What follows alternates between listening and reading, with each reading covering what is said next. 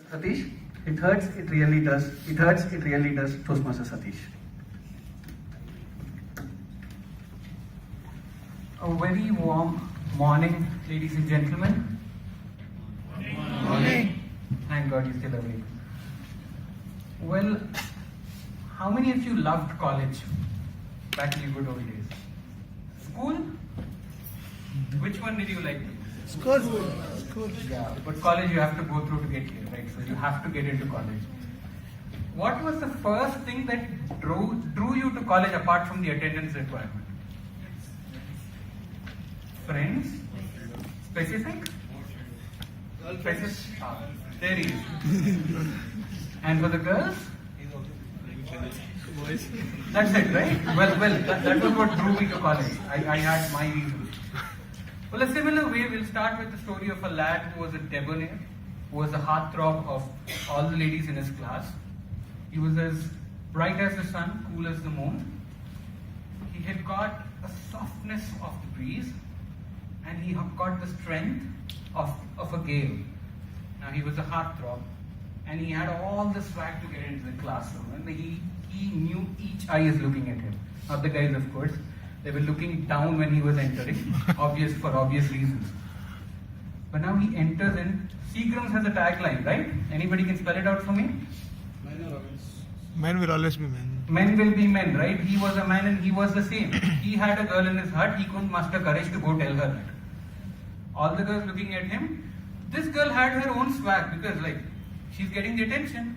Why should she reveal what she's feeling? He had to take a full quarter, not the quarter given by Jack, Johnny, or our own Vijaya.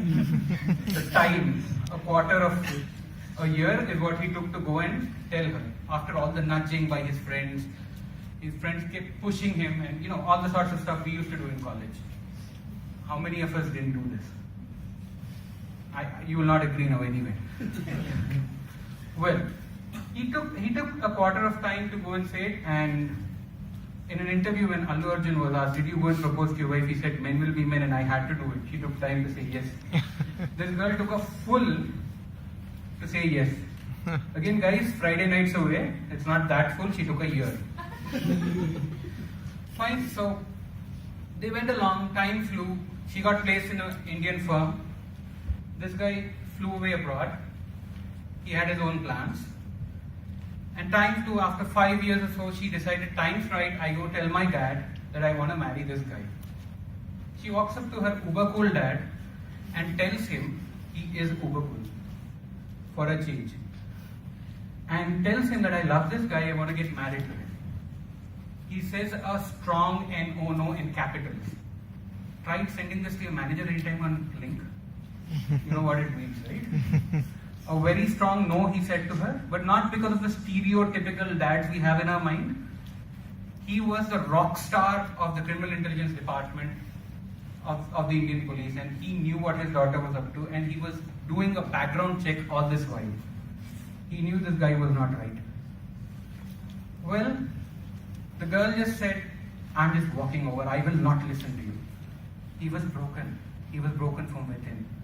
The uniform that he prided made sure that he was always in the dangerous zones of the police department. Now he restored back, transferred himself to a transport organization just because he felt he did not deserve to wear the uniform anymore.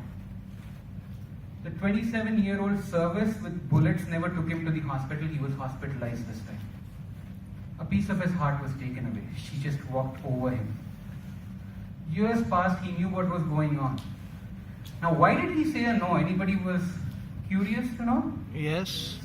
This guy never flew to the United States of America. The immigration record said he was very much in India. He was very much unemployed. He was just faking it all the time. And now when he's gone through all this, he's got the debonair status in college. He had his male ego take over him. And the girl was forced to quit her job. And he was doing menial jobs.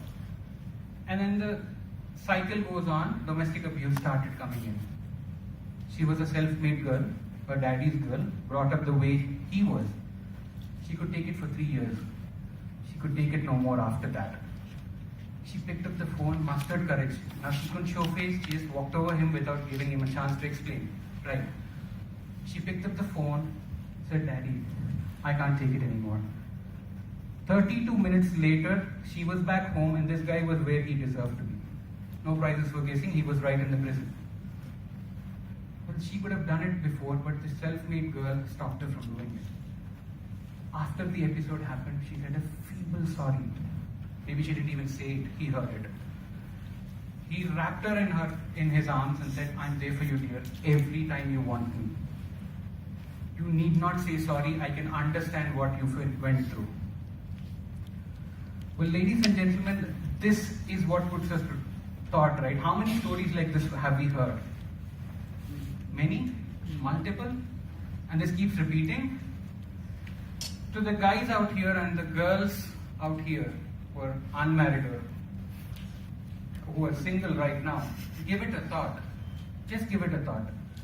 If you had a choice and you fell in love with a person for a year, your father or mother fell in love with you with unconditional love for the past 25 years, without even thinking for a while that why did I get this child? I would have Sharma uncle ka beta chahiye. They would have never said this, right? The 98 percentile. They would never say this to you. Just give it a thought. This story is inspired by one girl who spoke of her father highly and said, "I would never let him go for anybody else."